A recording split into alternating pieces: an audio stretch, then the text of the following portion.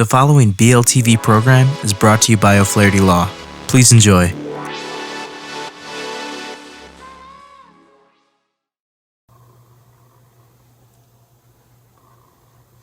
Hi, this is Andrew with Learn About Law. In today's video, I will discuss one of the major changes related to elders and protective orders in Wisconsin. I would also like to share what's known as Cayley's Law and the effect that could have on the length of protective orders.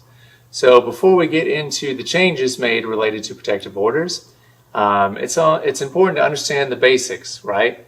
So injunctive relief is a remedy that the courts use to provide equity to persons in various legal situations.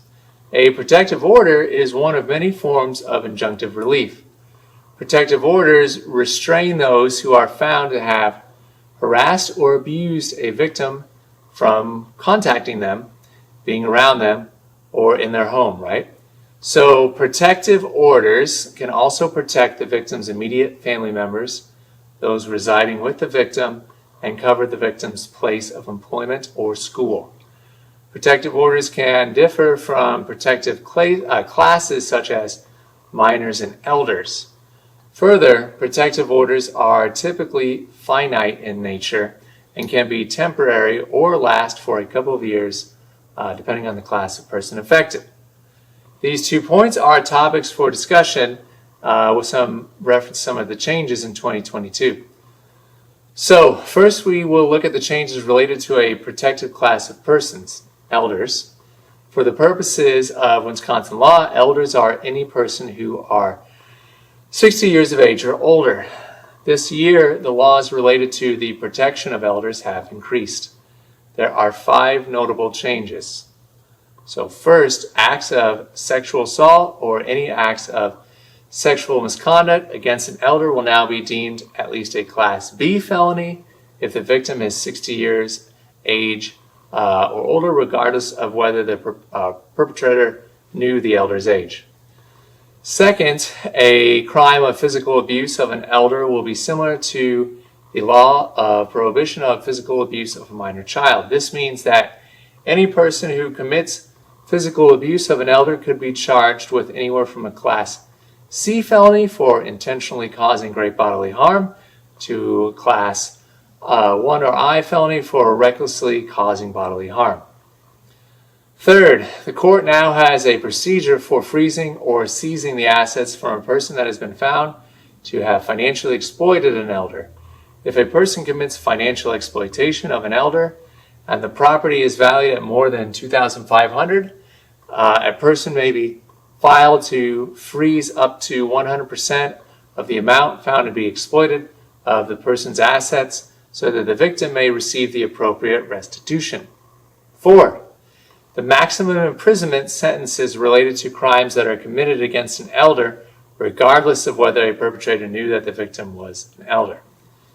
And then finally, the most important change is that any elder who is seeking a restraining order related to domestic violence, individual at risk, or harassment will be allowed to appear in court via telephone or any other audiovisual means permitted by the court. These changes were created to strengthen the protections established by the court to ensure that crimes against elders are handled more seriously. While this has not been enacted yet, or may have been enacted by the time you see this video, we do have some excited changes that are likely to occur related to the length of protective orders. Kaylee Kozak, a survivor of abuse, has worked tirelessly to make sure that victims of harassment and abuse are protected for as long as possible after the courts enter a permanent restraining order. Currently, the duration of a restraining order can vary in length from 1 to 4 years depending on the person being protected.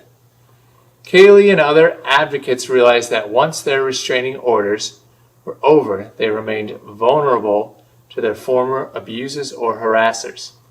In many cases, while a restraining order can help, oftentimes there is a need for further protection that the courts have not yet been able to provide in the form of extended restraining orders.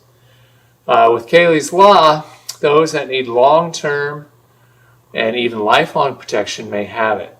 Kaylee's law would give the courts the option to order permanent protective or restraining orders, which means that an abuser must stay away from their victim for a lifetime.